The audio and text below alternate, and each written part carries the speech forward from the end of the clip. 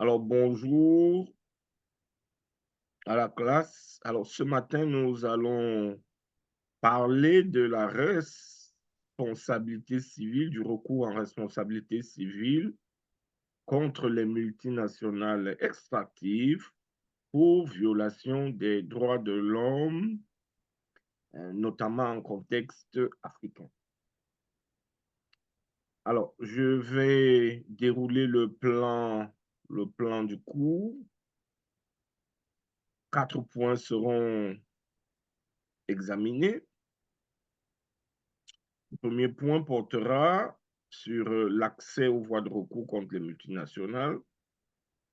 Deuxièmement, on va parler de l'incapacité de certains pays miniers africains, sinon de la quasi-totalité des pays miniers africains, à imposer aux multinationales le respect des droits de l'homme. Le troisième point sera consacré à l'approche européenne et américaine, la nouvelle approche de ces deux pays pour juger les multinationales étrangères qui sont responsables de violations des droits de l'homme sur le continent. Et puis, le quatrième et dernier point sera la possibilité de délocaliser le procès sur le territoire d'incorporation de la multinationale en cause, et notamment sur le fondement du devoir de vigilance des sociétés mères et des entreprises donneuses d'ordre.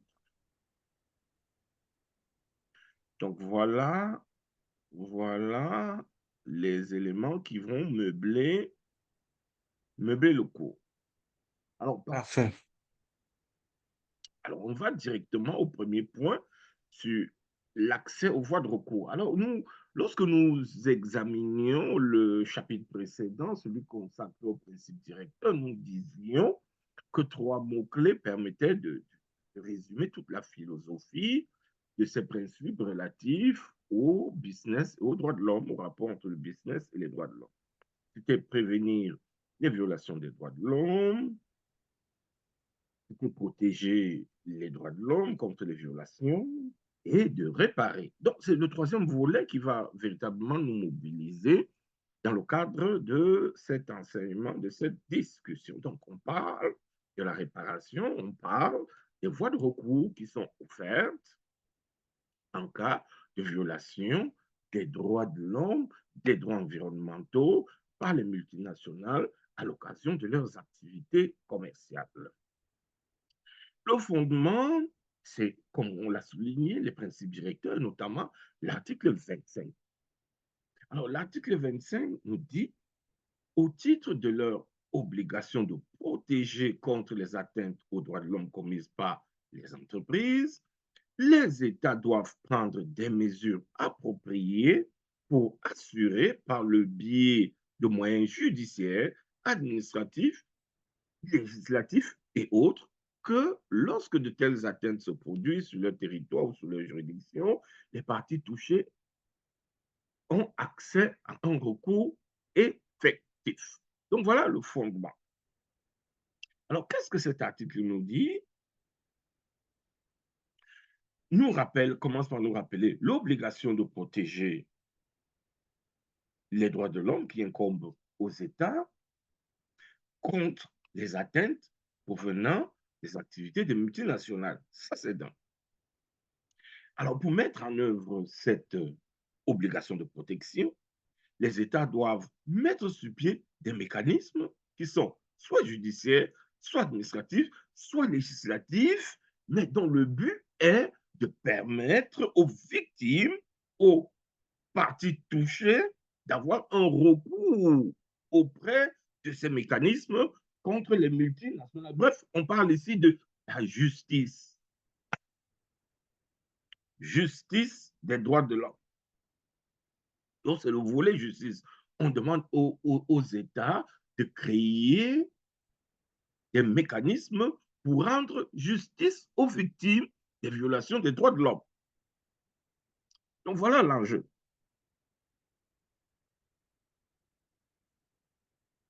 Alors, donc, ces mécanismes peuvent être juridictionnels ou non juridictionnels, mais qui doivent être suffisamment accessibles, ouverts aux victimes de violations des droits de l'homme. Donc, il est recommandé aux États, notamment pays miniers africains, de se doter des mécanismes juridictionnels selon le cas pour permettre aux victimes des violations de droits de l'homme ou des droits environnementaux commises par les entreprises d'avoir réparation. Alors hier, un de nos camarades dans la classe a posé la question de savoir, mais qui, je ne sais pas si sa question c'était, mais qui était compétent, quelque chose du genre, pour juger de ces violations. Donc,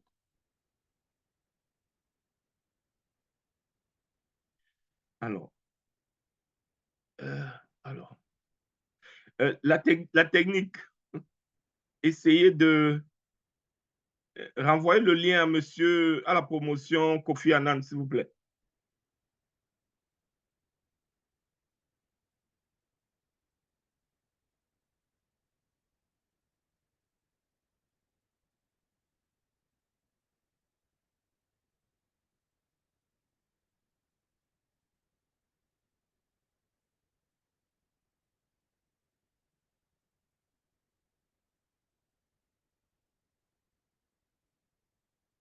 Donc, il est recommandé donc, aux États de se doter il est recommandé aux États de se doter des mécanismes. Alors, un instant, un tout petit instant.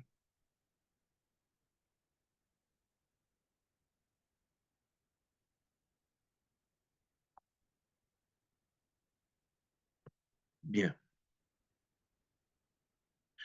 Alors, l'accès à ces mécanismes de réparation, ne doivent pas souffrir d'obstacles juridiques. Alors, il faudrait que ces institutions, ces organes juridictionnels ou non juridictionnels, bref, ces tribunaux, soient accessibles, soient suffisamment ouverts pour que les victimes puissent effectivement déposer leur recours. Donc, il y a un enjeu. Le premier enjeu, c'est celui de la création ou la mise sur pied de ces tribunaux. Hein. Le deuxième enjeu, c'était l'accès à ces tribunaux. On va les appeler ainsi.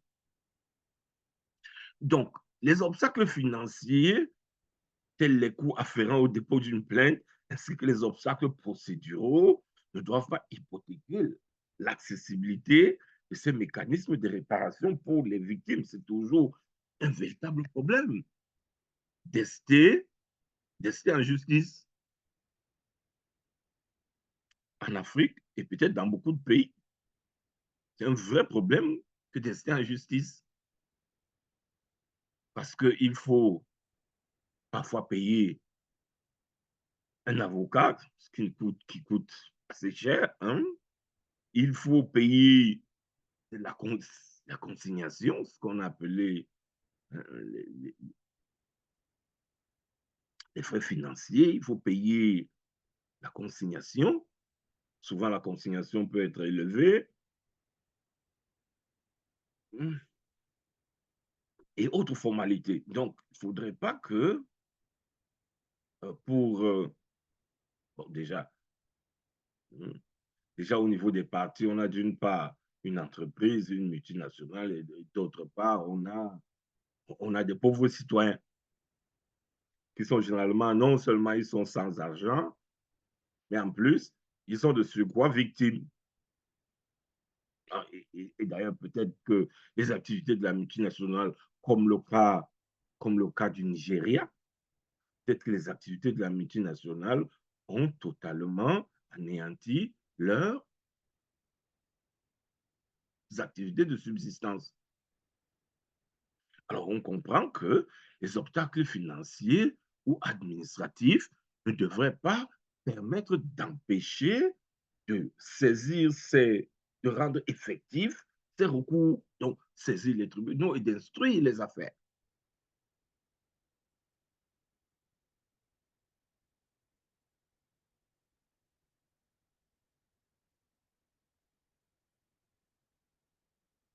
Alors, le deuxième point, donc, alors, dans le premier point, on a vu qu'on a posé le principe de l'effectivité de voies de recours pour les victimes de violations des droits de l'homme. Dans le second point, on voit la situation, quelle est la situation actuelle dans les pays miniers africains. Et le constat qu'on va faire est celui de l'incapacité de certains pays miniers africains à imposer aux multinationales le respect des droits de l'homme.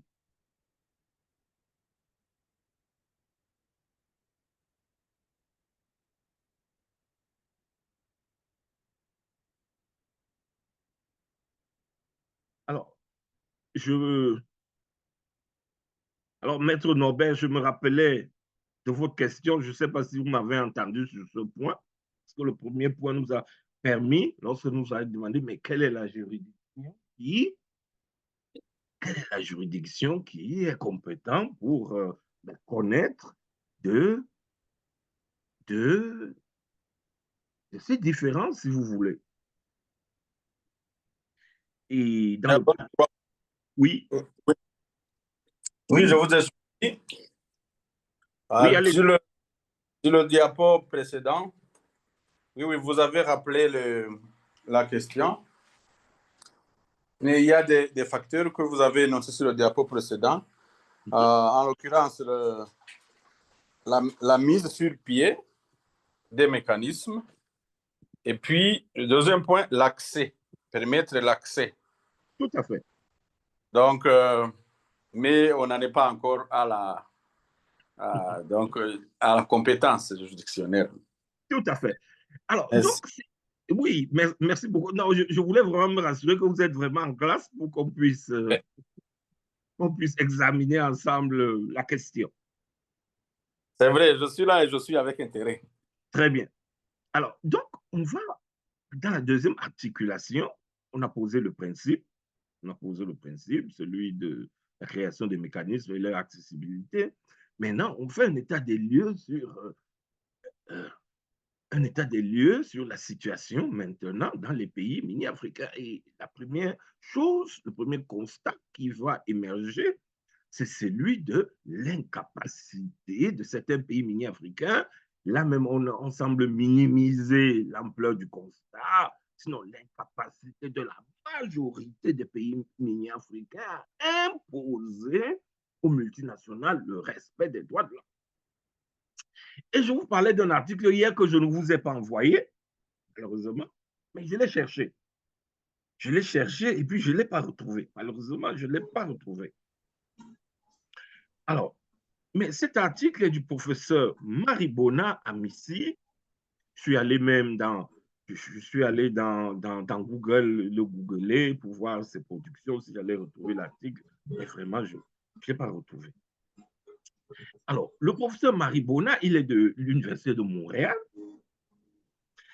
Maribona Amissi, il va poser le problème de l'incapacité, vraiment là j'utilise ses propres termes, l'incapacité de certains pays en développement riches en ressources naturelles, en ressources minières énergétiques, à imposer aux puissantes multinationales le respect des droits de la personne sur leur territoire en Afrique. Ça, vraiment, ce ne sont pas mes propos. J'aurais dû mettre ça entre guillemets. Voilà ce qu'il écrit. Donc, il formule ce constat de l'incapacité, à travers une démonstration certainement, de l'incapacité de certains pays miniers et énergétiques africains. Alors, quels sont ces pays? Ce sont les pays sur lesquels nous travaillons tous les jours. L'incapacité de ces pays à imposer aux multinationales le respect des droits de l'homme. Et on va le voir, fort heureusement, avec la jurisprudence que je vous ai donnée sur Ogoni contre Nigeria. c'est une illustration parfaite de cette incapacité. On va le voir. Donc, voilà le constat qui émerge. Et ben, la mondialisation ayant permis à Shell, à ces grands groupes miniers et pétroliers, de se délocaliser facilement en Afrique. Donc, un phénomène qui va accélérer la course pour l'attractivité des investissements sur le continent africain. Les pays miniers africains ont besoin d'investissements. Et l'autre constat sur la situation générale au niveau des investissements, les pays africains. Rappelons que l'Afrique est un désert en matière d'investissement direct étranger, un vrai désert.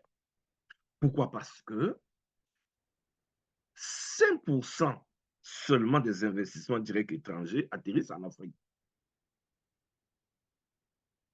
Donc, un vrai désert, c'est une destination abandonnée au niveau des investissements. Donc, il faut transformer tout cela. Et dans ces 5% qui atterrissent en Afrique, on va observer une compétition interafricaine, la Coupe d'Afrique des Nations des investissements, et qui aura pour impact l'abaissement ou l'abandon des normes relatives à la protection des droits de l'homme ou du droit de l'environnement ou du droit à un environnement sain. Donc, parce que les États vivent la traversée du désert, d'investissement, ils vont rabaisser les normes relatives aux droits de l'homme ou aux droits de l'environnement et on va fermer les yeux sur ces enjeux simplement pour attirer quelques investissements.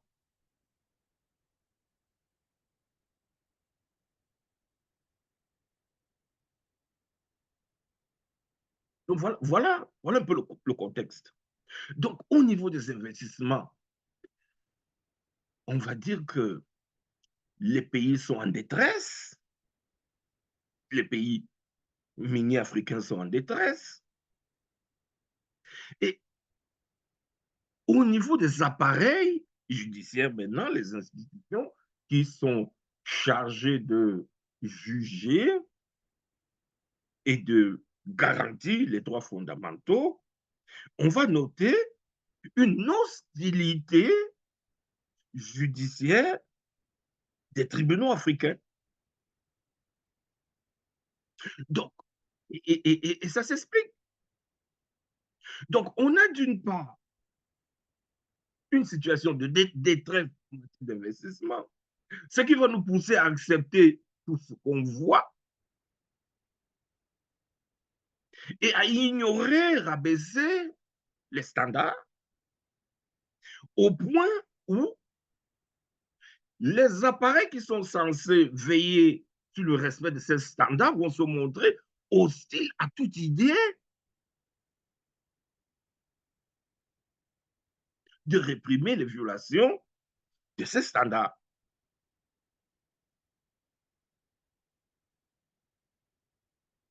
Donc,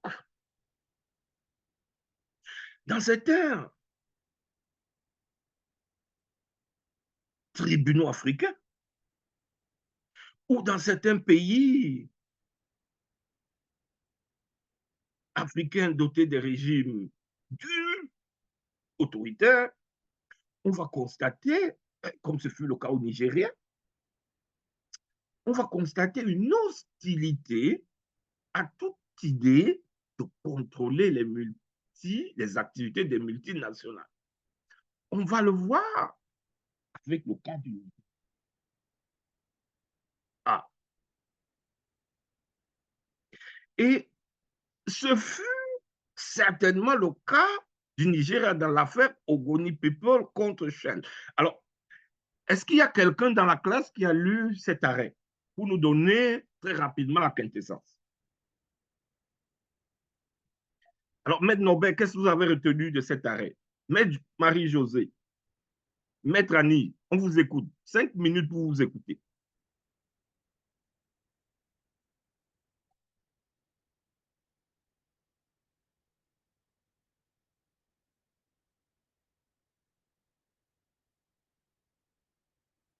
Maître Norbert, est-ce que vous avez lu l'arrêt?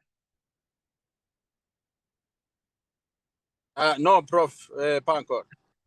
Vous n'avez jamais eu le temps. Pas encore. Ça, c'est l'école des avocats. Hein? L'école des hommes occupés. C'est un défi. Ben oui, tout un défi. Mais c'est pas grave, c'est pas grave. Quand on aura 1 minute, on jettera un œil. On pourra se rattraper, c'est pas grave. Alors, qui d'autre a lu? Alors, si vous n'avez pas lu cette intéressante affaire, vraiment, je vous invite à lire cette jurisprudence parce que c'est une jurisprudence de référence. Lorsqu'on parlera des jurisprudences rendues par les instances africaines en matière de violation des droits de l'homme ou du droit de l'environnement, on ne passe pas à côté de cette jurisprudence.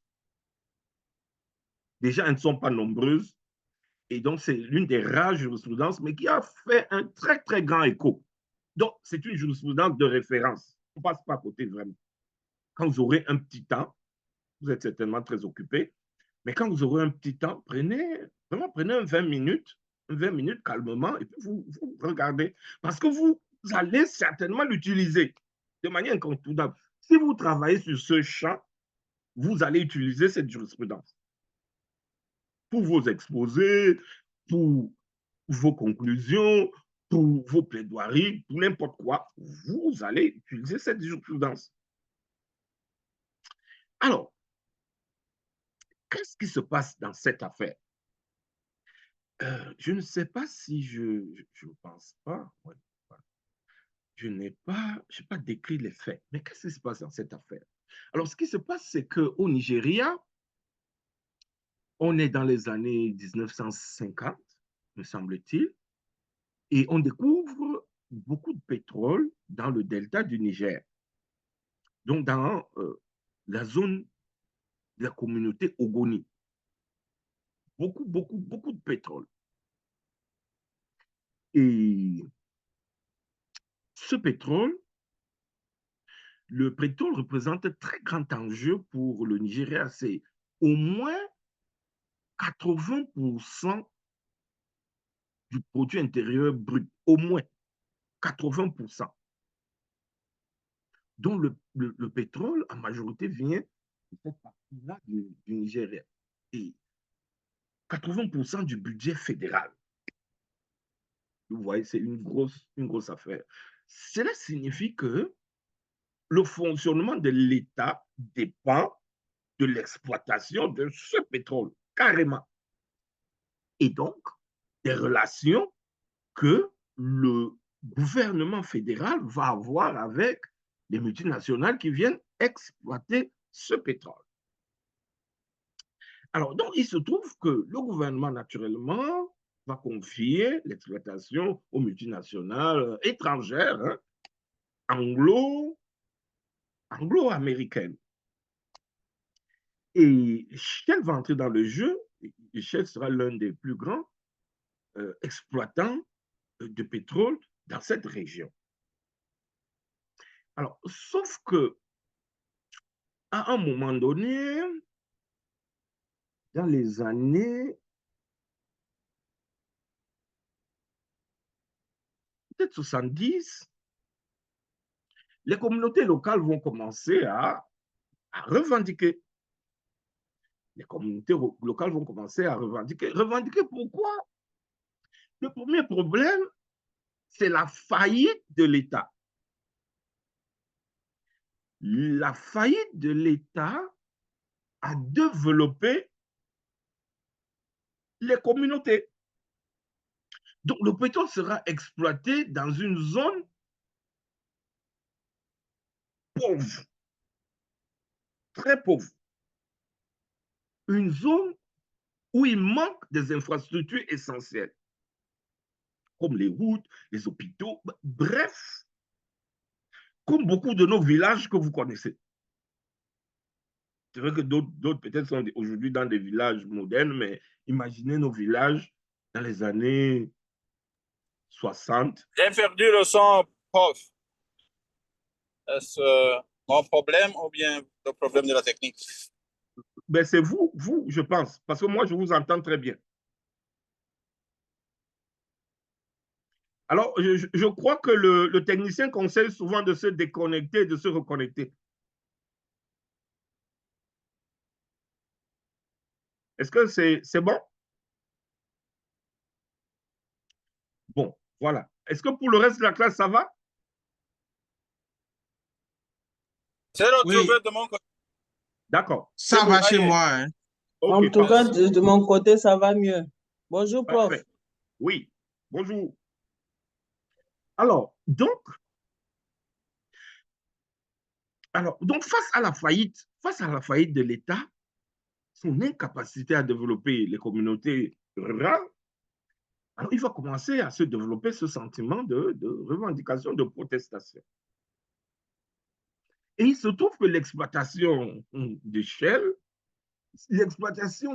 va causer des dommages sociaux, économiques et environnementaux. Parce que jusqu'aujourd'hui, lorsque vous allez sur Google, vous mettez une vidéo, le désastre environnemental est terrible.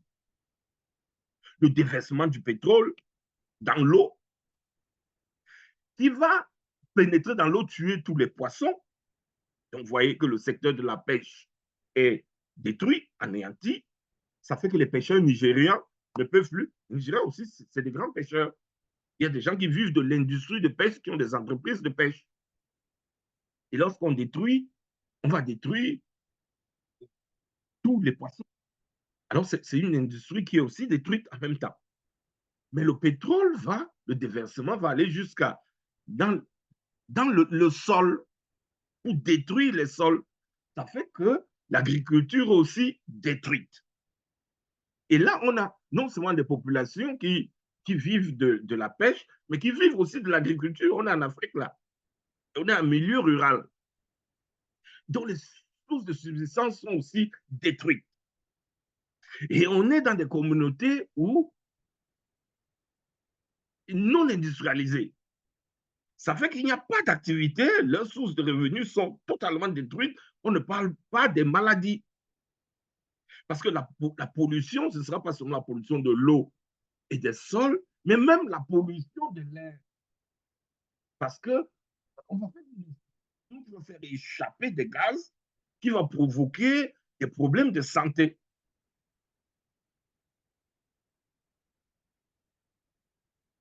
Dans un environnement de pauvreté.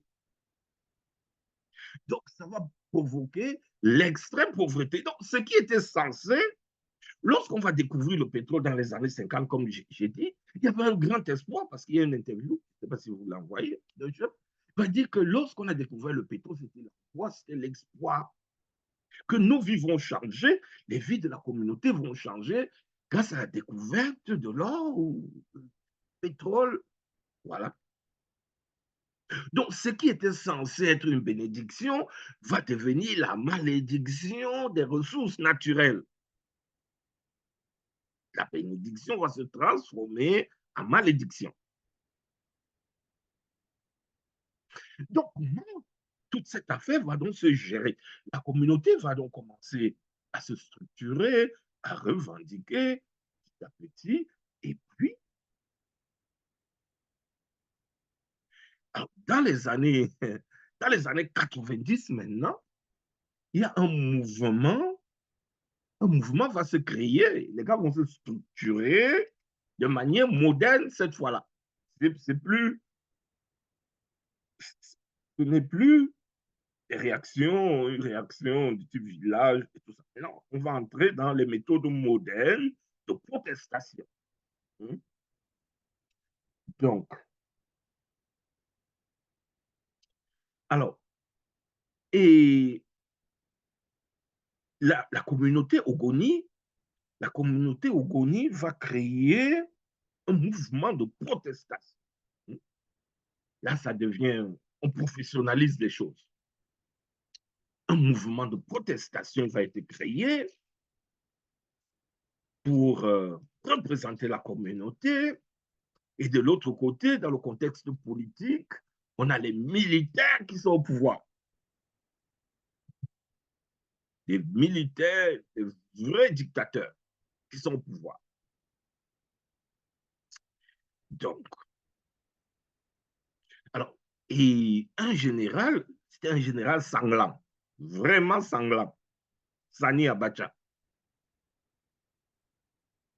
Donc, ce Sani Abacha, alors, comment, ouais, n'oubliez pas, si vous vous rappelez du coup précédent, Kofi Annan allait demander au professeur Rudi d'examiner la question de la complicité des multinationales. Et cette complicité va se vérifier ici entre le gouvernement fédéral du Nigeria et Shell. Le soutien que Shell va apporter au gouvernement fédéral pour réprimer les manifestants. Shell va donner au gouvernement ses véhicules, ses moyens de transport. Shell va donner aux militaires chargés de la répression ses hélicoptères pour atterrir directement dans les communautés, brûler toutes les communautés. On va brûler tout le village, tous les villages, on les met au feu, on les tue.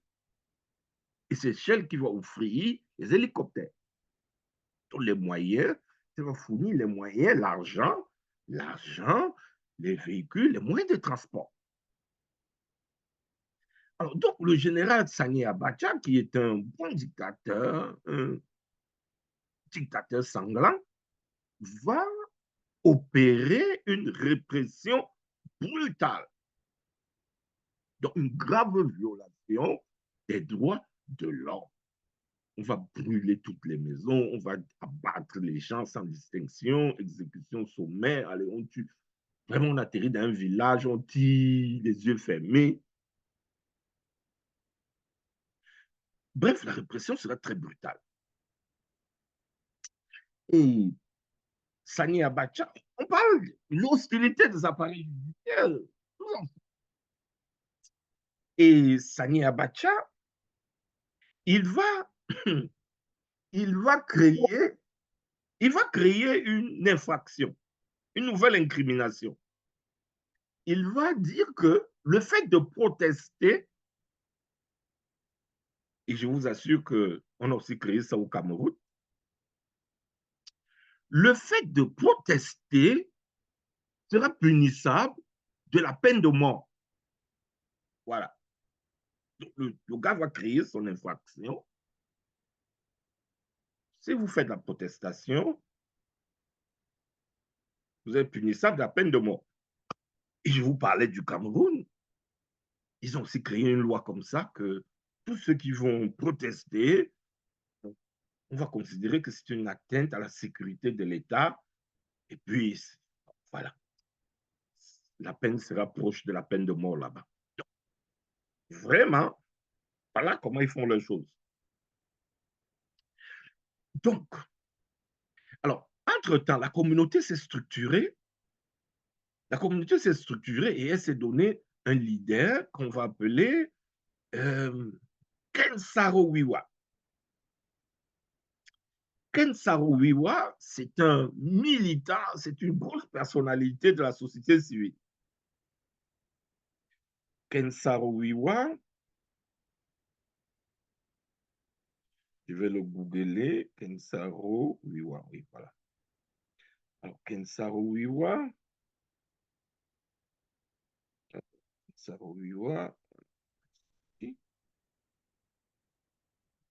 alors, Ken Saro-Wiwa est une grosse personnalité de la société civile.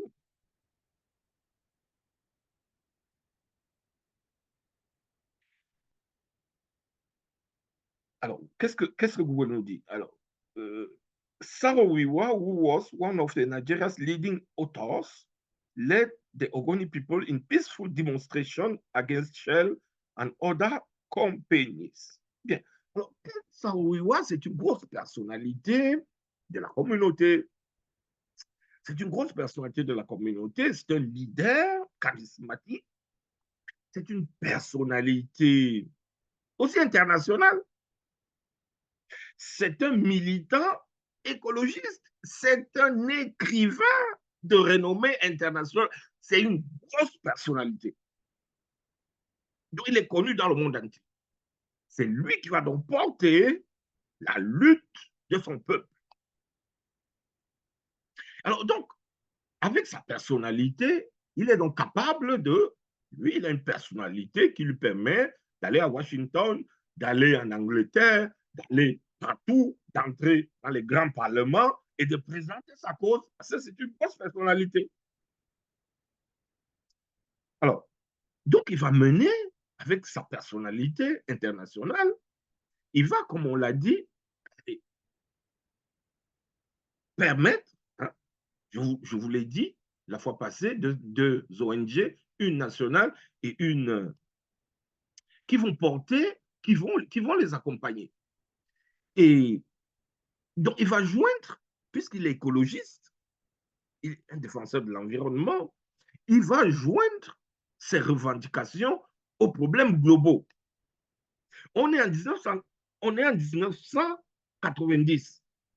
N'oublions pas que la conscience internationale écologiste remonte aux années 60-72, où la communauté internationale commence à prendre conscience des enjeux environnementaux, des désastres environnementaux et de la mobilisation internationale pour freiner, sinon protéger notre environnement. Donc, 20 ans après cette prise de conscience où la communauté internationale, les Nations Unies travaillent à protéger l'environnement, on se retrouve avec, justement en Afrique, un cas comme celui-là qui va à l'encontre des efforts de la communauté internationale de protéger l'environnement. Donc, en tant qu'activiste, en tant que militant environnementaliste, écologiste, Ken Saro-Wiwa va connecter sa lutte à la lutte internationale pour la protection de l'environnement. Mais en face de lui, comme j'ai dit, en face de lui, il a une dictature, il a un général sanglant, Sani Abacha, qui va formuler, hein, il va utiliser le droit positif, les positivistes, il va faire recours au droit positif, il va créer son infraction. Toute protestation est punie de la peine de mort par pendaison. Et dans sa répression, et ces tribunaux, on en vient à l'hostilité des tribunaux. Donc, le 10 novembre 1995, donc après 5 ans de militantisme, le militant écologiste et écrivain Ken Saro-Wiwa sera pendu avec ses 8 ou 9 camarades. On va les pendre. Pour avoir violé la loi du général qui interdit toute protestation. Bien. Donc, vous voyez, les tribunaux, les appareils sont mis en place non pas pour protéger les droits fondamentaux et les droits environnementaux, mais bien au contraire pour réprimer ces droits. Donc, ce qu'on a demandé dans les principes directeurs, c'est bon, c'est vrai que les principes directeurs vont intervenir après des affaires comme celle-là, parce que c'est le retentissement des affaires comme celle-là qui vont amener à changer un peu les choses au niveau international aussi, à essayer de responsabiliser les multinationales. Mais, donc, on va mettre sur pied des structures, justement, structures judiciaires, pour réprimer les droits fondamentaux.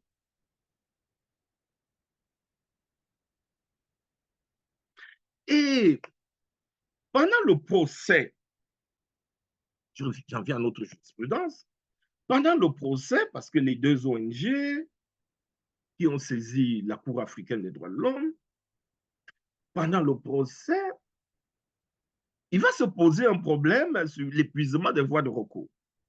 Parce que dans les exigences de saisine de la Cour africaine, là, il faut avoir épuisé les voies de recours nationales. Et l'épuisement des voies de recours suppose la saisine, la première instance, l'appel, la Cour suprême, etc. Donc, on doit finir avec tout le processus interne avant de tomber à un niveau régional africain. Alors, au niveau procédural, il va justement se trouver que personne n'a osé aller déposer un recours devant les tribunaux de Sani Abacha. Personne. Et donc, devant la Cour africaine, le problème va se poser parce qu'on va dire, mais écoutez, vous n'avez pas, écoutez, la règle de l'épuisement des voies de recours n'a pas été observée. Donc, il y a cette menace d'irrecevabilité de votre recours. Et là, on va gentiment expliquer à la Cour que, écoutez, vous savez qui est au Nigeria là-bas, vous savez comment le tribunal là sont. Qui peut oser se pointer devant leurs tribunaux? Quel magistrat peut oser prendre une décision contre l'État au Nigeria sous Sani Abacha? Qui peut le faire? Donc, on demande gentiment à la Cour vraiment de constater que cette exigence est inopérante dans le cas du Nigeria. Alors, ça,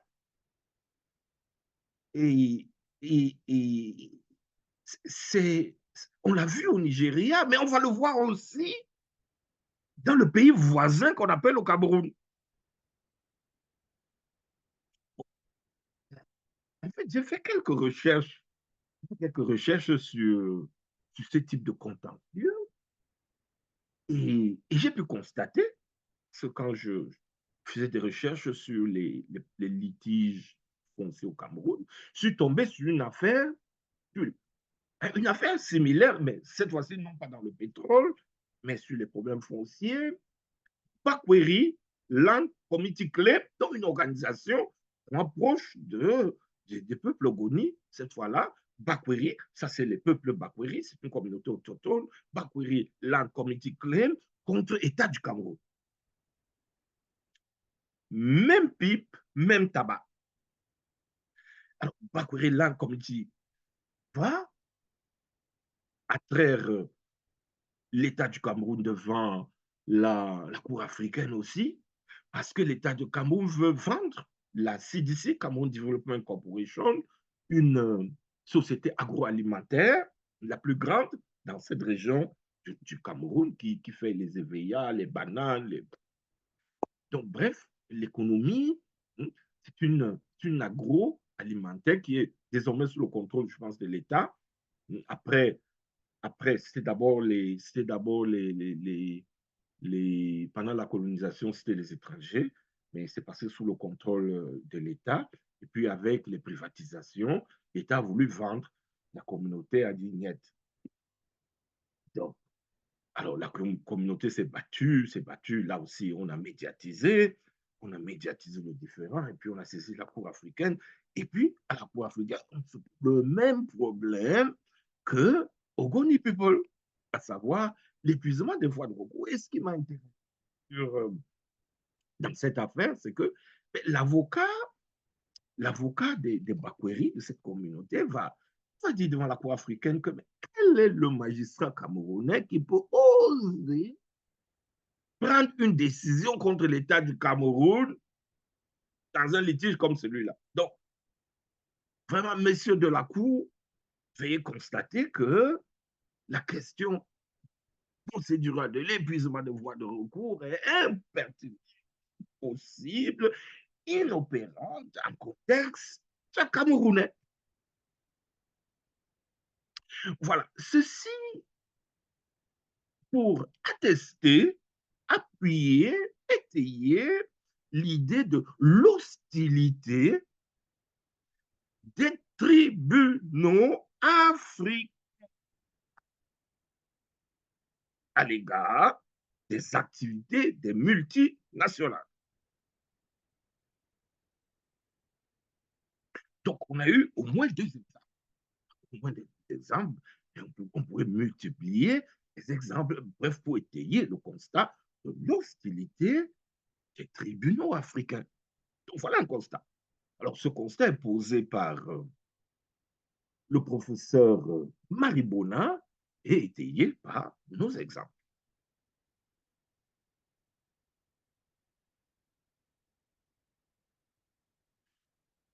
Alors, on revient un instant sur la compétition internationale, on l'a dit, interafricaine, pour les investissements.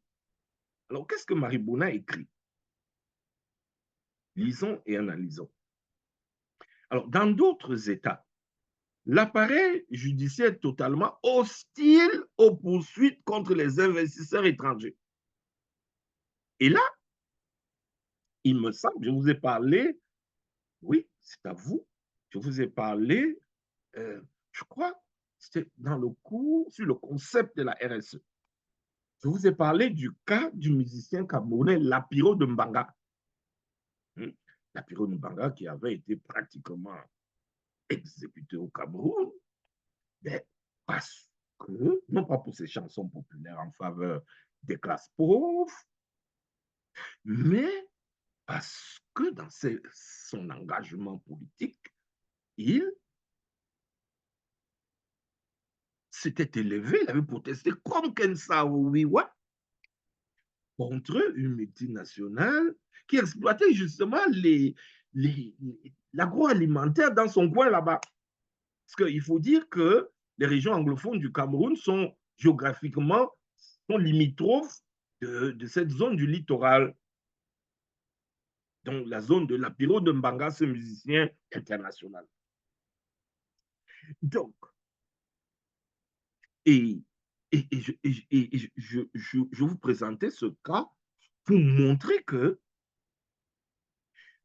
dans la défense des activités des investisseurs étrangers, des multinationales, les États africains, notamment le Cameroun et le Nigeria, nous avons vu, peuvent se montrer très hostiles, voire éliminer les leaders. Donc, c'est ce qu'on a vu avec Ken Saro-Wiwa et c'est ce qu'on a vu avec le musicien international Lapiro de Mbanga.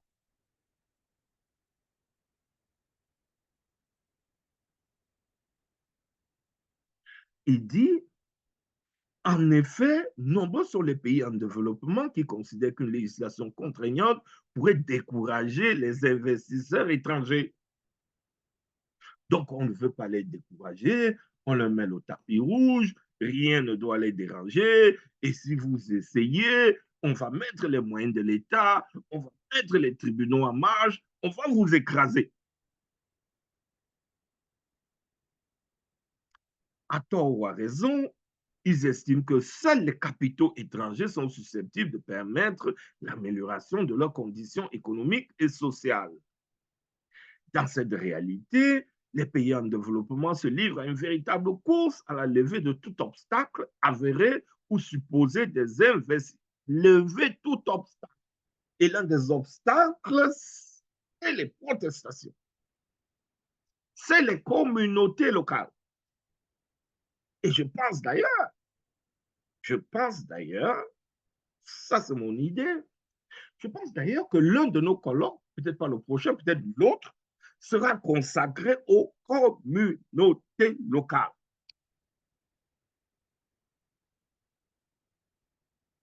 Alors, il faudrait, de mon point de vue, que la question des communautés, des droits des communautés locales soit, à mon sens, débattue africaine, dans les pays miniers, soit débattue de fond en comble.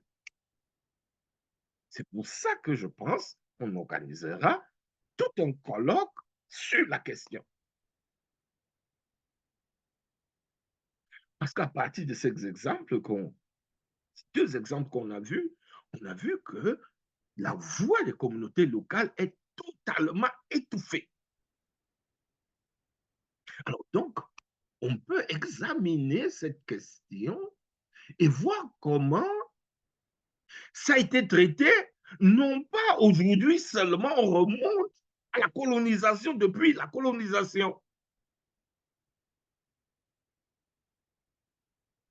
Comment les droits et intérêts des communautés locales ont été traités depuis la colonisation dans les pays miniers africains jusqu'à nos jours. Et donc, je pense sérieusement, j'y pensais depuis hier d'ailleurs, je pense sérieusement que nous devons organiser une pareille réflexion. Ça nous permettrait de faire un peu le point. On sait qu'il y a des efforts aujourd'hui, il y a beaucoup d'efforts qui sont faits dans les pays, mais d'où est-ce que nous venons? Quel est le chemin parcouru? Quels ont été les obstacles? Est-ce que finalement, les réponses qu'on a aujourd'hui sont à la hauteur des défis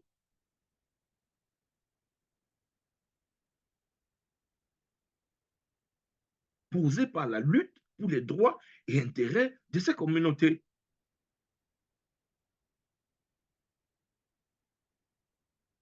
Donc, je pense sérieusement que, en tant qu'institution consacrée à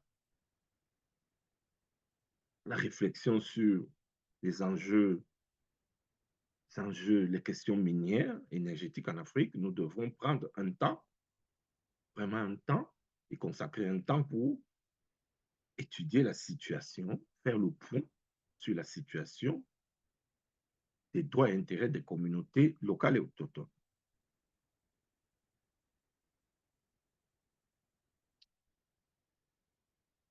Donc, nous disions, dans cette réalité, les pays en développement se livrent à une véritable course à la levée de tout obstacle avéré ou supposé des investissements, y compris, malheureusement, l'abandon des normes relatives au respect et à la protection des droits humains.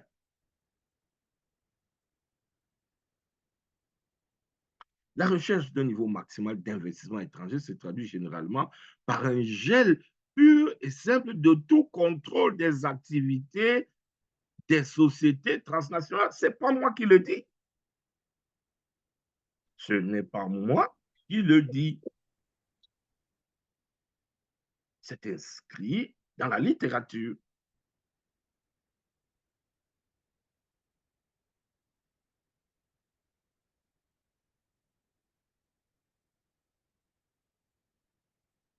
Alors, qu'est-ce que tout ce constat? Alors, ce constat va faire émerger l'idée de délocaliser hors du continent africain des procès contre les multinationales minières. Donc, on commence à répondre à la question de Maître Norbert. Parce qu'avant de dire qui s'en occupe, qui est compétent pour connaître ces différends, il fallait peut-être voir pourquoi c'est compliqué dans les pays miniers africains de connaître de ces affaires. De constater que les tribunaux sont fermés.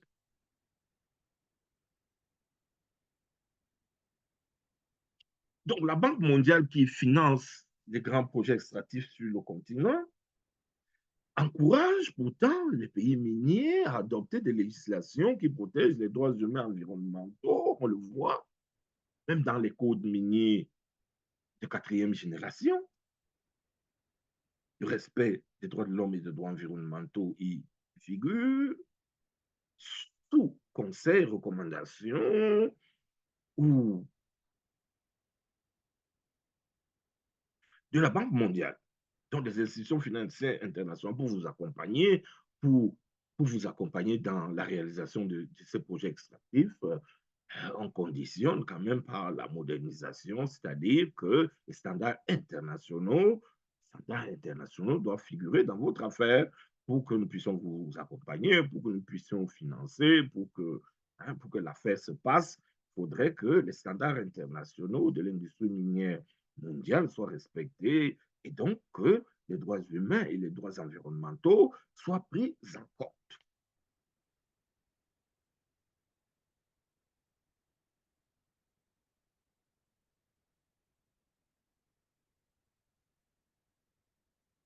Donc, le problème de l'effectivité des recours contre les multinationales victimes, auteurs ou responsables de violations des droits de l'homme sur le continent va pousser à envisager la délocalisation du contentieux judiciaire, principalement vers les pays développés.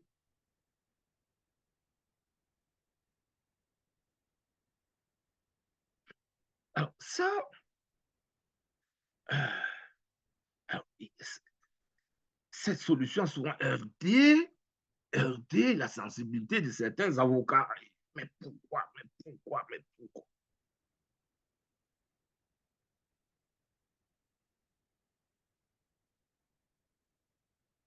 Donc, ça a souvent suscité chez certains juristes africains un sentiment de nationalisme.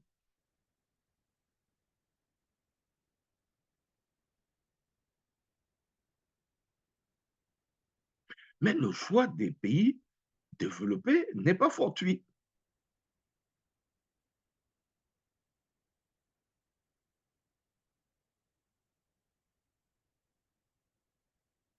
Alors, comment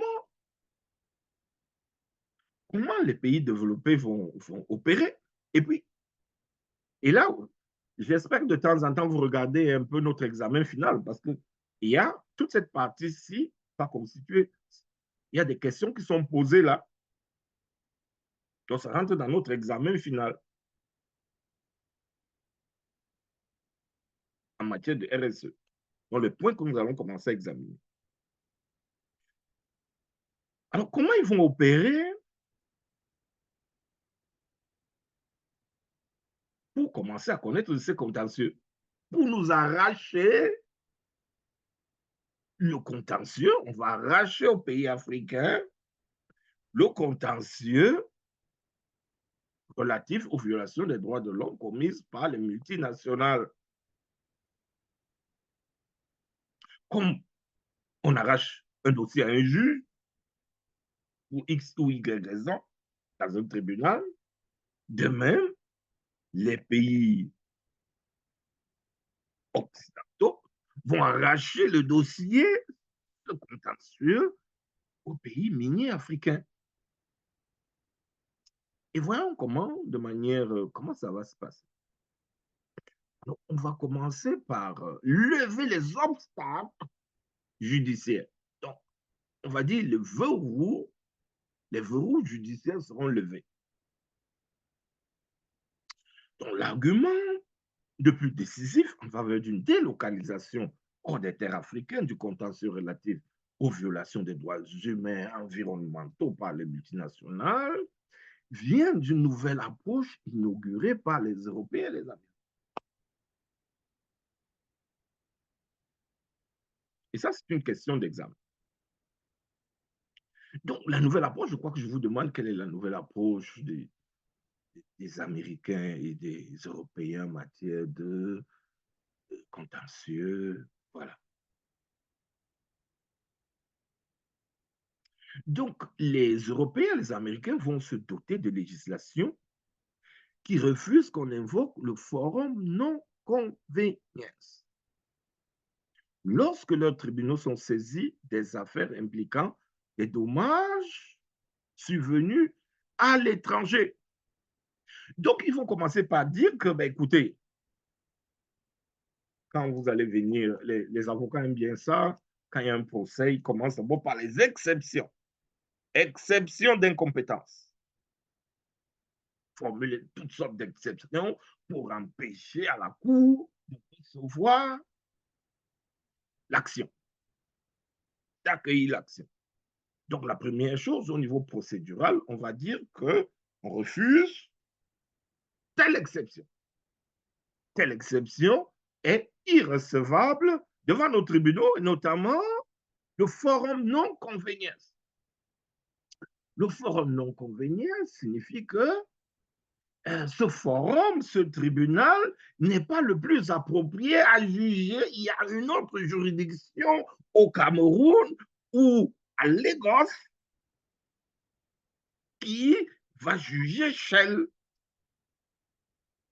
Alors, on constate que dans le cas Bakweri contre l'État du Cameroun, il est impossible que le tribunal de Buea, au sud-ouest, dans la région anglophone, ou le tribunal de Yaoundé, criminel spécial, ne peut pas juger l'État du Cameroun. Que la cour d'appel de Lagos, à l'époque de Sani Abacha, ne peut pas juger le gouvernement fédéral. Dans la règle de la juridiction du tribunal le plus approprié, le forum non convénient ne peut pas fonctionner devant le tribunal de Paris ou de Londres ou de Québec.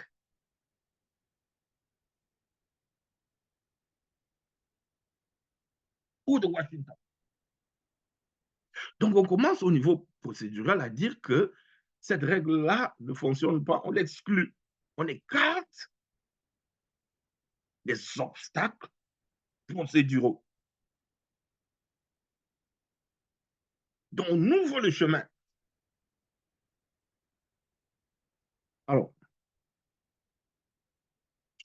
aux États-Unis, depuis 1789, les États-Unis disposent d'une loi appelée Alien Tort Claim Act, qui permet aux victimes de violations graves du droit international coutumier, donc des droits de l'homme ou des traités internationaux auxquels les États-Unis sont partis, d'initier devant les tribunaux fédéraux américains des recours civils pour demander réparation pour des dommages subis à l'étranger par les victimes étrangères, quelle que soit la nationalité du demandeur.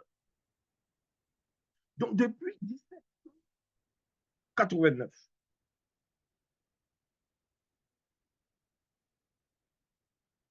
alors ça correspond au XVIIIe siècle, aux périodes de révolution, à l'ère des grandes chartes fondamentales de droit. Les États-Unis avaient déjà prévu de juger les auteurs de violations du droit international ou des droits de l'homme, quelle qu'en soit leur nationalité, quel qu'en soit le lieu de leur commission, aux États-Unis comme ailleurs. Donc, les États-Unis offraient depuis le XVIIIe siècle leurs tribunaux pour punir quiconque sur la planète commettrait des graves violations des droits de l'homme.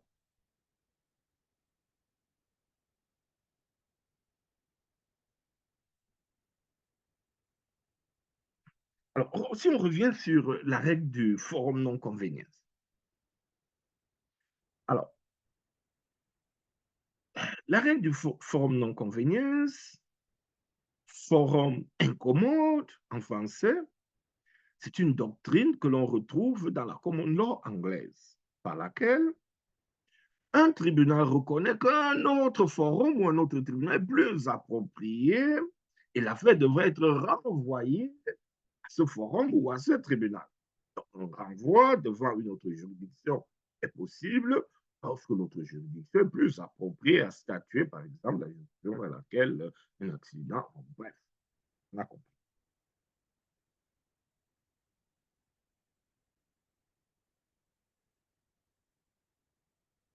Question avant qu'on aborde le troisième point.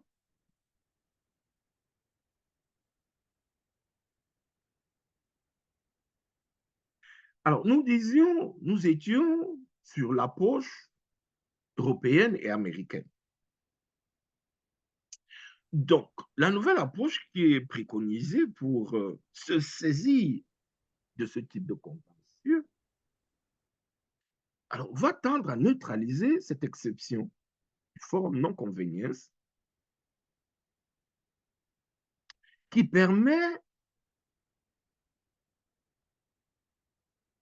au tribunal compétent de refuser d'entendre une cause dont il est saisi dans ce tribunal d'un autre. Voilà. Donc, finalement, cette exception d'irrecevabilité devant le tribunal de Paris, de New York, de Québec ou de Londres est inopérant. Donc, les analyses vont montrer qu'en Afrique, par exemple, l'État ne peut rien face à la puissance des multinationales et que les justices africaines souffrent. Et là, on en vient aux raisons qui vont pousser à leur arracher ce contentieux. Donc, les problèmes des justices africaines. Alors, les justices africaines souffrent de la corruption.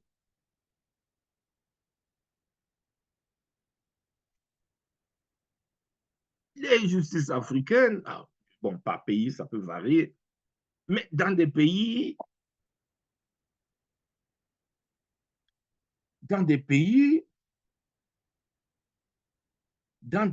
comme mon pays c'est le Cameroun.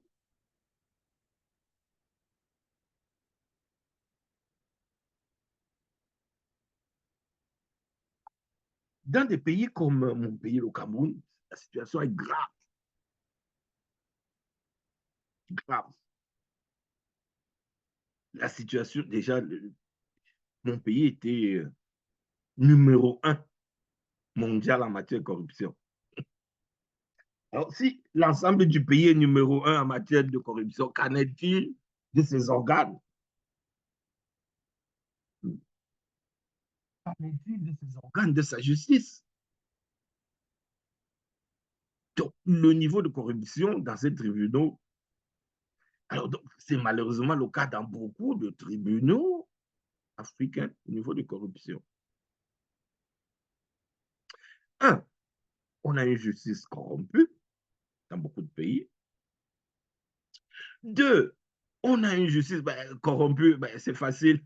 La corruption, on a des affaires de corruption. Je reste un peu toujours dans mon pays avec Glencore, c'est ça? Glencore qui aurait donné combien de millions à nos autorités pour qu'on leur donne,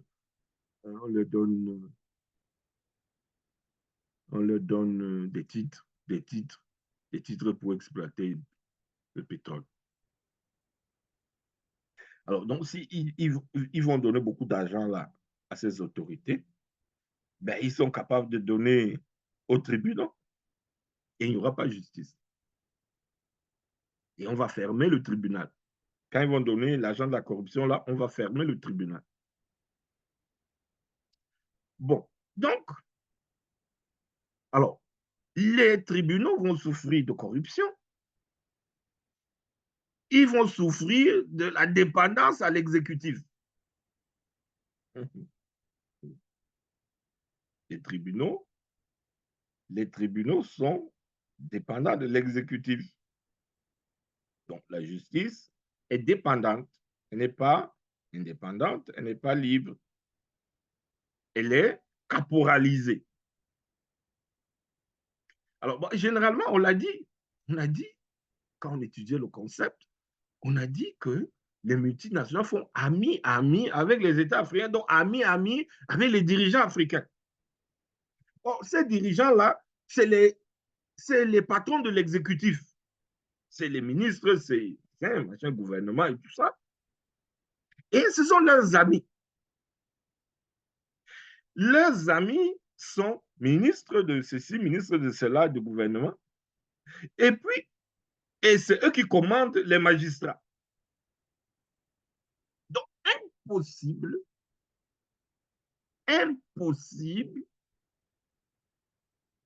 d'imaginer qu'on va les poursuivre, qu'il y aura justice.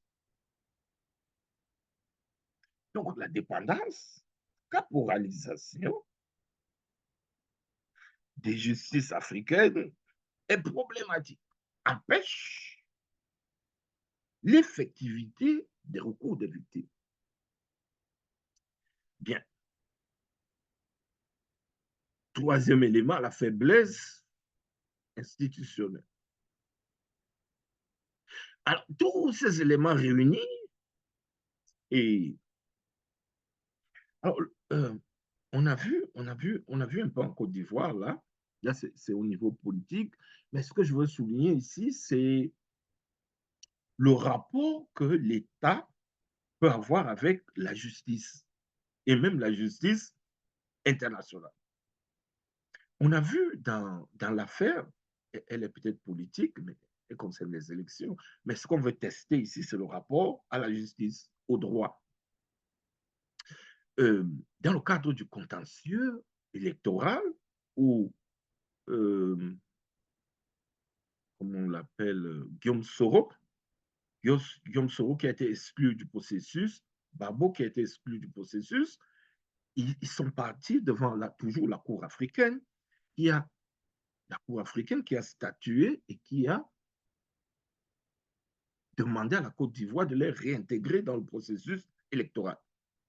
Mais le président actuel a dit qu'il se fiche pas mal des décisions de la Cour africaine, que les décisions de la Cour africaine ne s'imposent pas à lui. Ça, c'est la première chose. Et puis, deuxième mouvement, je crois qu'il est même quitté de la Cour africaine. Donc, ça nous permet de voir, là, en fait, je ne veux pas choisir entre l'un ou l'autre.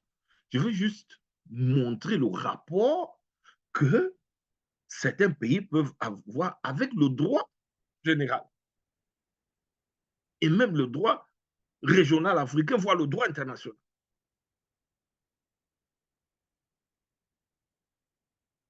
Donc, le droit est totalement écarté, totalement ignoré.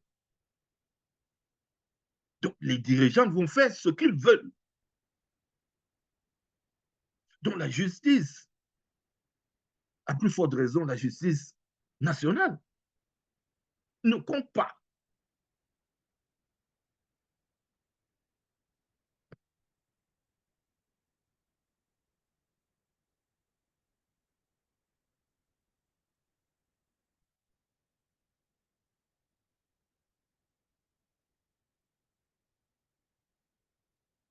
Donc, on en vient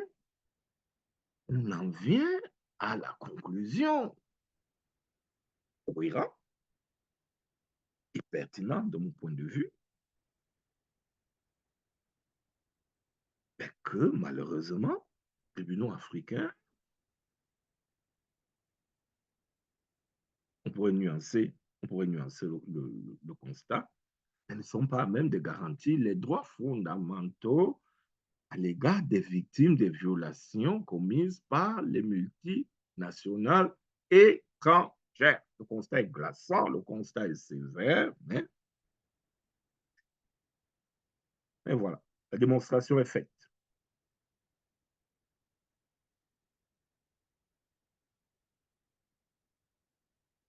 Alors, on a essayé quand même d'interroger l'efficacité des mécanismes, des normes étrangères là.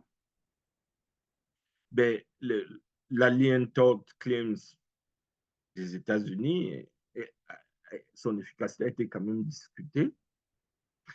Malgré son avancée, on sait qu'elle a permis de traduire certains dirigeants étrangers devant les tribunaux américains pour violation des droits humains. On dit cependant que cette avancée n'est pas décisive, d'autant plus qu'on observe une tendance des tribunaux américains à écarter cette nouvelle législation multinationale américaine pour des actes commis à l'étranger. Donc, quand ça concerne les multinationales américaines, l'ATCA n'opère pas.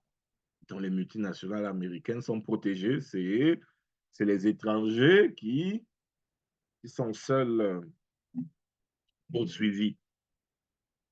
Et ça reflète de manière générale la position des États-Unis par rapport à la justice internationale. Les Américains refusent qu'un Américain soit jugé par la justice internationale. Ils estiment que leurs tribunaux sont à même de pouvoir juger les Américains. Donc, pas question de juger un Américain devant la CPI, pas question de juger une multinationale américaine sur le fondement de l'ATCA. Alors, donc, mes amis de la RDC qui sont en train de commercer avec les Américains, voyez-vous, on aura cette épine dans la chaussure.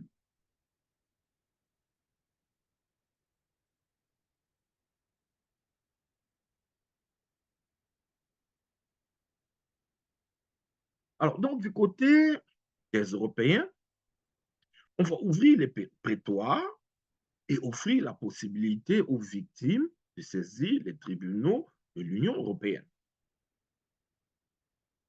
Donc, c'est plutôt du côté européen que l'évolution législative sera significative en faveur d'un recours contre les multinationales pour violation des droits humains commis à l'étranger. Alors, le professeur Maribona écrit: alors que les chances de gagner une cause, un procès, semblent limitées aux États-Unis et au Canada, parce que le Canada, c'est peut-être aujourd'hui qu'on voit, je ne sais pas si je dois y parler de divorce, parce que pendant longtemps, le Canada s'est vraiment aligné aux États-Unis. Toutes les positions des États-Unis étaient épousées par le Canada.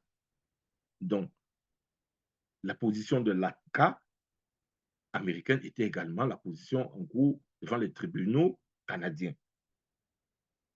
Donc, les chances de gagner un procès étant limitées aux États-Unis et au Canada, pour les victimes de violations des droits humains survenues à l'étranger, la tendance est pratiquement à sens inverse pour le cas de l'Europe. Donc, si au Canada et aux États-Unis, on n'avait pas beaucoup de chance, il y avait une possibilité, mais pas beaucoup, les chances ne sont pas élevées. En revanche, en Europe, les prétoires sont ouverts et on est très disposé à sanctionner les multinationales. Donc, en vertu de l'un des règlement dit de Bruxelles 1, les victimes étrangères peuvent désormais saisir les tribunaux d'un pays de l'Union européenne où l'entreprise à l'origine des faits dommageables possède son domicile, peu importe le lieu où le dommage est survenu et peu importe le domicile des victimes. Donc, il suffit que l'entreprise soit européenne pour que les victimes du monde entier viennent.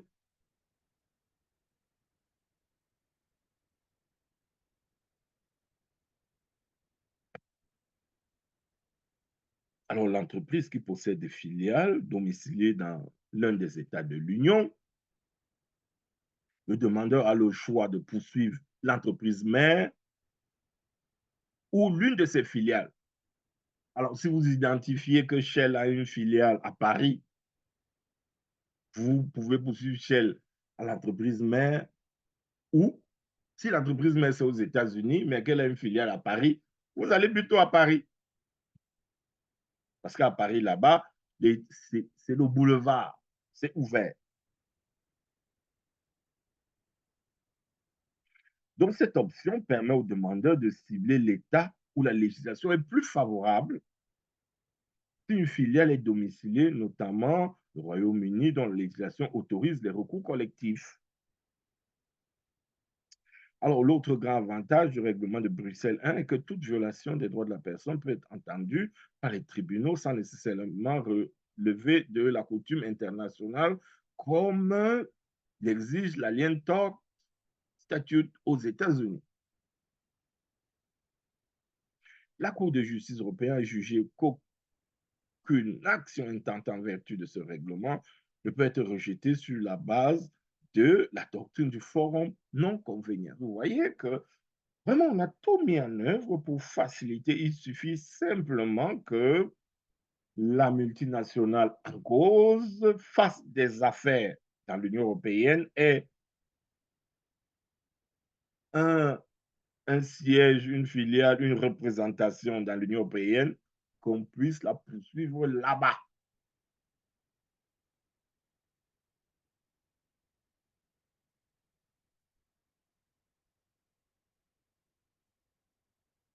Alors, comme on le constate, l'Union européenne est vraiment à la pointe parce qu'elle va ouvrir ses prétoires, elle va ouvrir ses tribunaux pour se diriger contre les multinationales qui sont domiciliés ou qui font affaire en Europe.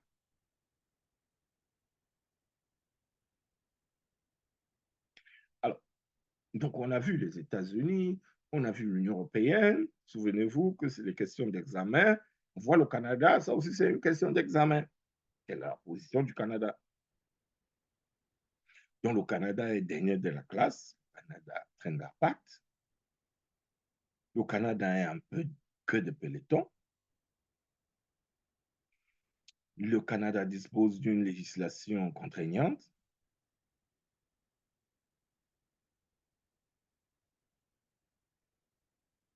Mais, que dit le professeur Maribouna? De toute évidence, le Canada préfère jusque-là sacrifier les droits fondamentaux des individus au profit des intérêts financiers du secteur privé. Donc, le Canada est un gros hypocrite. Donc, quand vous venez avec votre recours là au Canada, ça ne va pas marcher. C'est ce que Maribouna dit.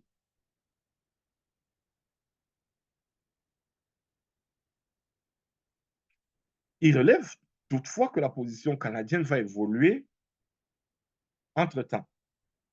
La Cour suprême du Canada va ouvrir la voie à la responsabilité pour violation alléguée des droits de la personne à l'étranger, notamment dans l'affaire Newson Resources contre Araya. Les juges de la Cour suprême vont conclure que, sauf disposition contraire, le droit international coutumier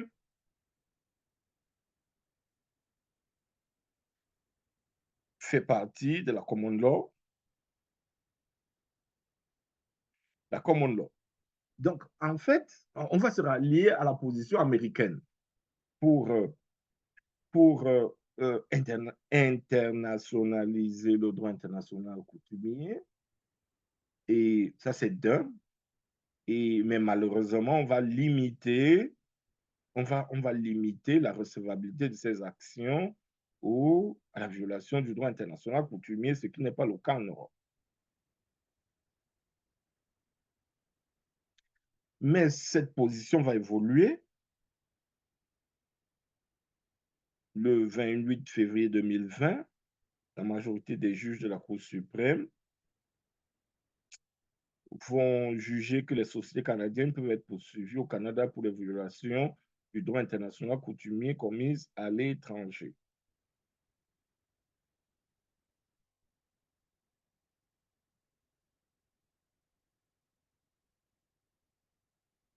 Alors, voyons le cas spécifique de la France. La France va se doter d'une loi le 27 mars 2017 sur le devoir de vigilance des sociétés mères et des entreprises donneuses d'ordre. Donc, la France va se doter de devoir de vigilance.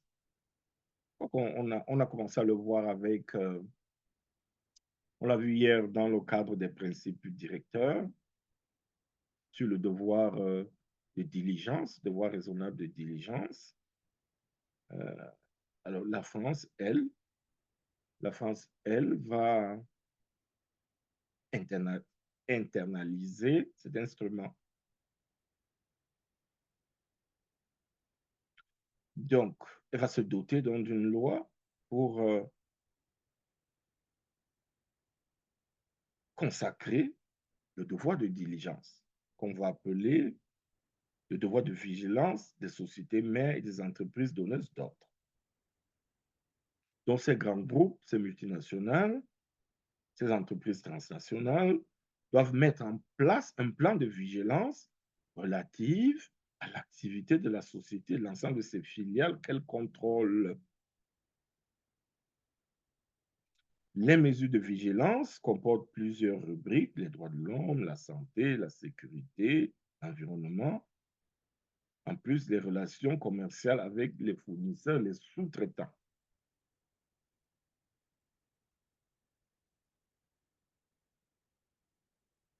Donc, le plan de vigilance qui doit cartographier les risques, on l'a vu hier, cartographier les risques liés aux activités de l'entreprise, déterminer les actions de prévention, les analyser, les classifier de manière hiérarchique.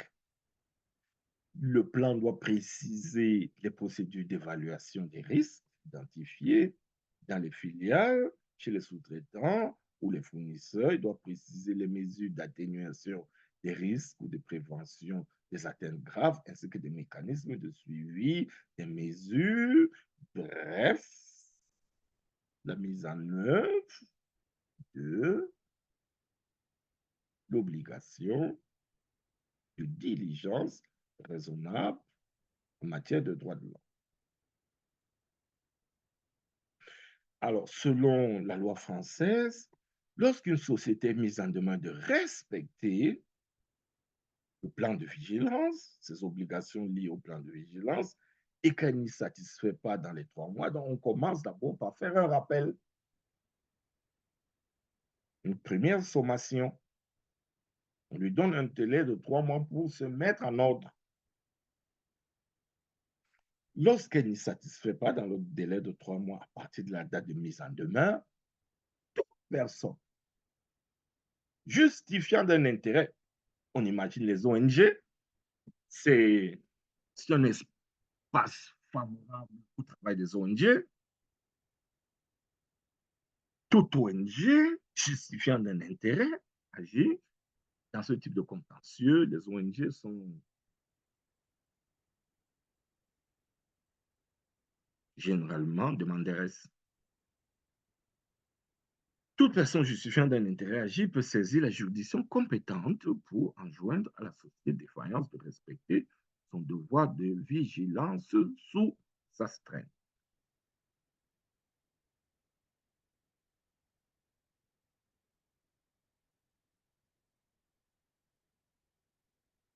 Donc, l'article 2 de cette loi va obliger la société défaillante à réparer le préjudice que l'exécution de ces obligations aurait permis d'éviter.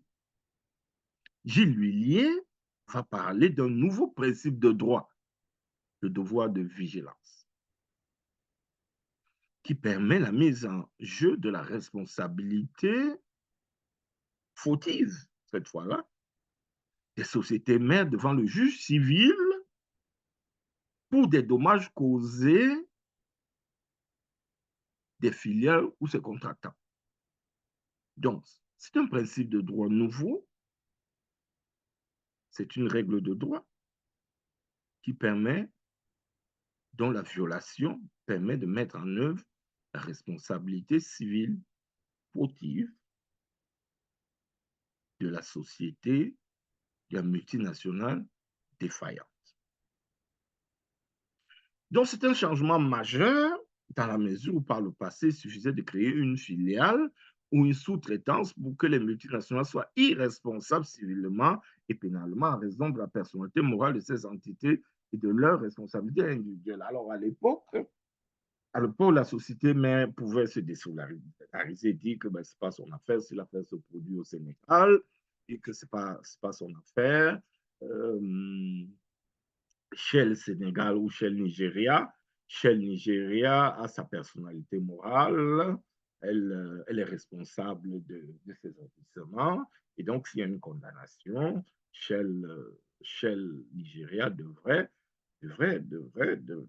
payer, devrait être tenu pour responsable. Or, comme on le voit aujourd'hui, eh on va poursuivre Shell dans son siège. On poursuit Shell dans son siège pour les activités commises au Nigeria.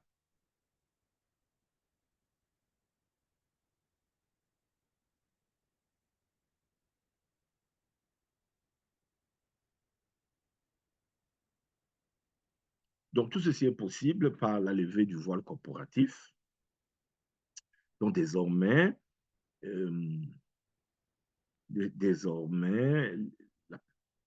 l'argument tenant la personnalité juridique, la personnalité morale de la filiale ne tient plus.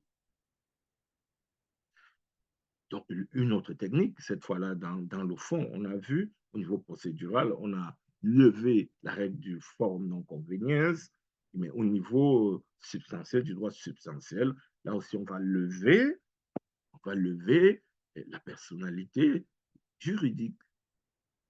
On va lever l'exception tendant à la personnalité morale. On va aussi l'écarter. Le tout pour faciliter le procès et la réparation.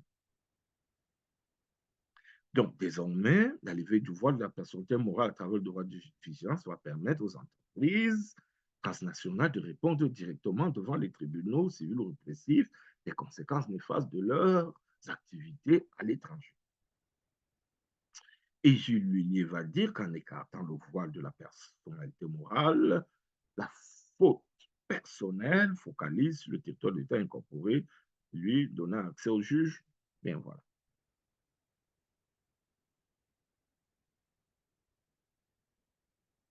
Alors, on a des illustrations, et notamment l'affaire milieu défensif et autres contre Shell, toujours Shell. C'est une affaire du 27 juin 2021. Alors, cette affaire va consacrer le principe prétorien de la responsabilité des sociétés transnationales pour risques environnementaux. Donc, Shell est spécialisée, hein, on voit que dans ce type de différents droits fondamentaux, droits environnementaux, Shell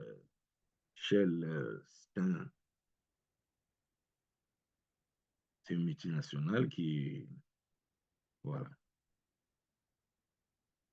Alors, Gilles Lhuillier va dire ce pouvoir de créer des principes, on va créer ce principe,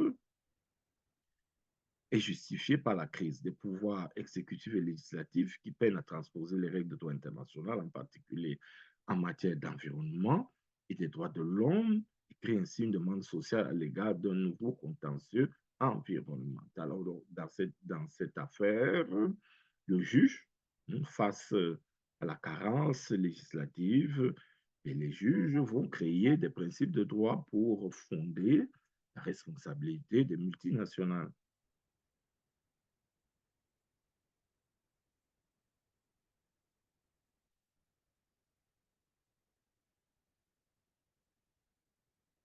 Donc, ce principe de la vigilance environnementale a pour but de veiller, dans la jurisprudence milieu défensif, va poser le principe de la vigilance environnementale spécifiquement. Donc, ce principe, c'est un principe prétorien. Ce principe a pour objet de veiller à ce que les activités économiques d'une multinationale étrangère ne soient pas source de dommages pour les hommes et pour l'environnement. La société mère fautive de n'avoir pas exercé son obligation de prévention des dommages environnementaux dans sa sphère d'influence, ses filiales, ses sous-États. Donc, il y a une faute ou défaut de vigilance dans les activités économiques de la multinationale et non un simple défaut de contrôle sur sa filiale. Une véritable faute.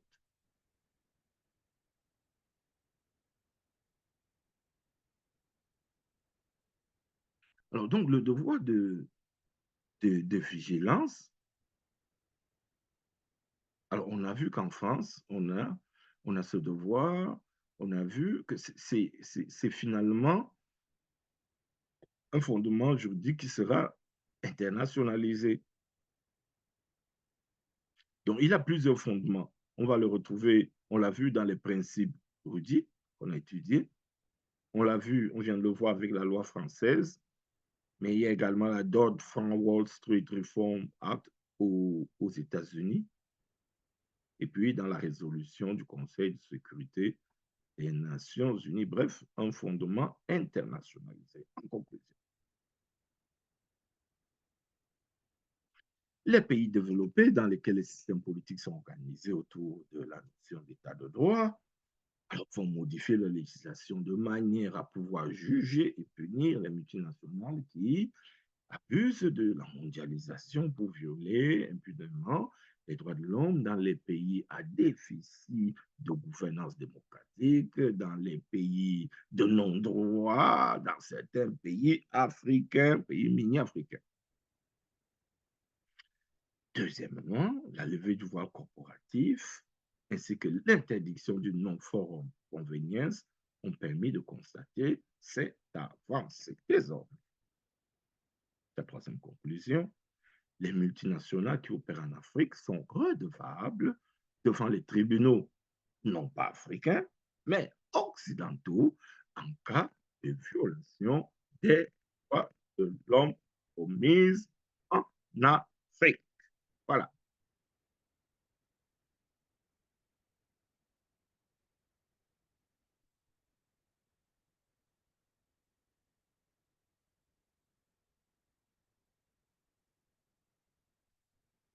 OK. Alors, place à la discussion, cher ami.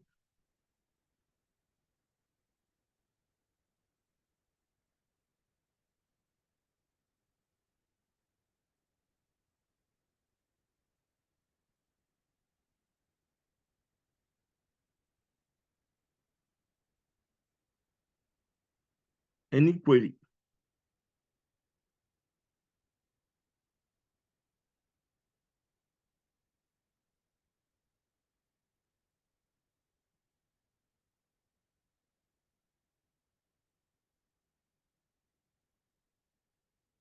Question?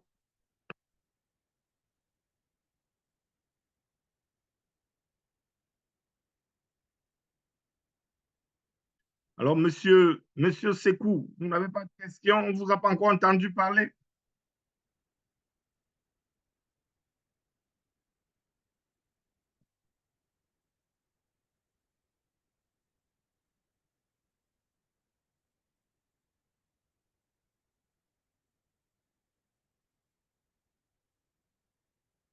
Monsieur Konzi,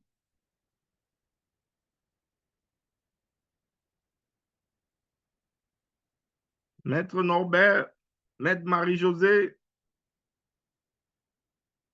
question, réaction? Et pas de questions en ce qui me concerne, hein. C'est tellement passionnant les exemples que vous aviez donnés. Donc, c'est un peu ça. Merci beaucoup pour l'exposé et les explications. C'est vraiment intéressant. Et puis, merci pour nous suggérer comment répondre à la question d'examen. La nouvelle approche là. J'ai bien suivi cette partie. Oui, on y va petit à petit. On progresse dans notre cheminement du cours. Excellent. Merci beaucoup.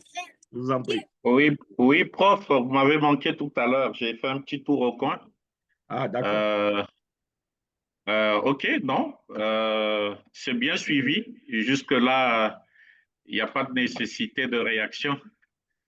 Encore, hein, on trouve que, bon, l'évolution que vous avez mentionnée au niveau américain, bientôt au niveau canadien et ensuite au niveau européen, ouvre des perspectives pour que quand même ces multinationales puissent assumer leurs responsabilités vis-à-vis des crimes de violation de droits de l'homme et autres dans les pays où ils opèrent, même au travers de parapluies morales des filiales et autres.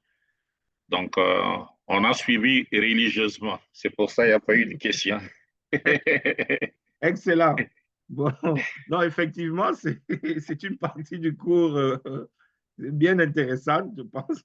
Oui. une partie bien Et intéressante du cours. on a pris bien note, on a pris bonne note pour nous les Congolais quant aux États-Unis d'Amérique. Ben oui, c'est ce qui vous attend. Oui, absolument. Ben oui, avec vos communautés, avec les revendications, les ONG, votre organisation, je ne sais pas si elle œuvre là-dedans. Mm. OK. Il y a une question que j'étais en train de me poser sur la question du suivi, monitoring et documentation de cas de violation de droits de l'homme par les multinationales dans l'exercice de leurs activités en Afrique. Il me semble que sur les objectifs de gouvernance et de droits de l'homme en Afrique, presque tous les États se sont dotés des commissions nationales de droits de l'homme. Oui. Okay? Alors, il me semble que dans les activités de ces commissions nationales de droits de l'homme qui sont financées par le gouvernement, ils sont plutôt focus sur les questions de droits de l'homme liées à l'opinion, liberté d'opinion, liberté de presse, liberté de culte, ainsi de suite, ou bien des violations de droits humanitaires et liées à des conflits et des crises. Mais le chapitre concernant la violation de droits de l'homme qui découle des activités des multinationales n'est pas encore totalement intégré dans les objectifs de nos commissions nationales de droits de l'homme. Et je pense que c'est quelque chose sur lequel on devrait attirer l'attention parce qu'eux, ils ont les moyens de l'État pour pouvoir soutenir les communautés locales et le peuple à documenter ces cas de violation, et ces cas de crime et tout pour donner une chance à l'aboutissement du processus parce que dans la plupart des cas, les affaires sont déboutées pour faute de preuves parce qu'il n'y a pas eu de documentation des faits et des crimes. C'est la question qui me taraudait à l'esprit tout à l'heure, un peu plus haut quand vous parlez de responsabilité concernant les violations de droits de l'homme. Merci. Oui, alors sur ce point, ça m'amène à poser le problème de l'indépendance de ces structures, l'indépendance de ces organes par rapport à l'État. Nos analyses ont montré une hostilité judiciaire et en principe une hostilité de l'État à l'égard de toute tentative visant à mettre en cause ces multinationales. Alors, quid des commissions nationales des droits de l'homme?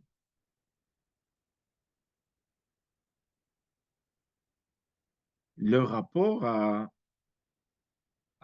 l'administration, au gouvernement, à l'exécutif. Alors, lorsqu'on analyse leur fonctionnement, il faudrait peut-être analyser leur fonctionnement. Mais si je prends le cas du Cameroun, que je connais,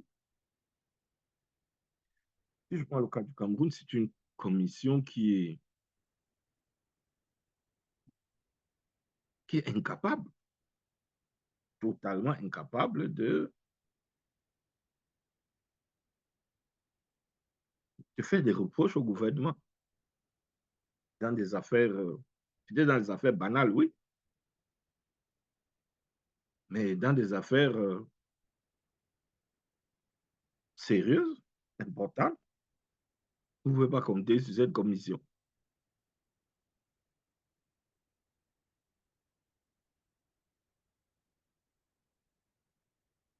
Alors, ces commissions sont financées par qui?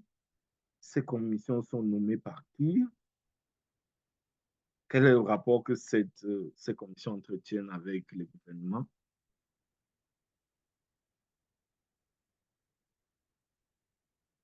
Alors, pour que cette commission soit efficace, ça prend vraiment une indépendance. Mais quel est le degré d'indépendance par rapport au gouvernement africain?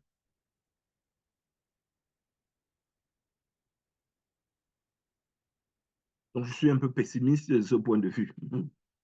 Je suis assez pessimiste pour certains pays, mais je ne connais pas la situation en général, mais pour certains pays, je suis assez pessimiste.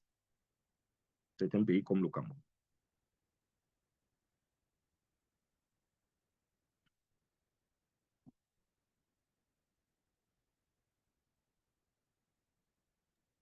Ok, c'est bien noté, prof. D'accord, allez, il est presque l'heure. Alors, on va se souhaiter un bon week-end et se revoir. Merci beaucoup, prof. C'était Je vous très en prie. clair le cours. Merci, Annie. Hier, Salut. vous m'avez cherché. Je Ben m'étais oui. déplacée un peu.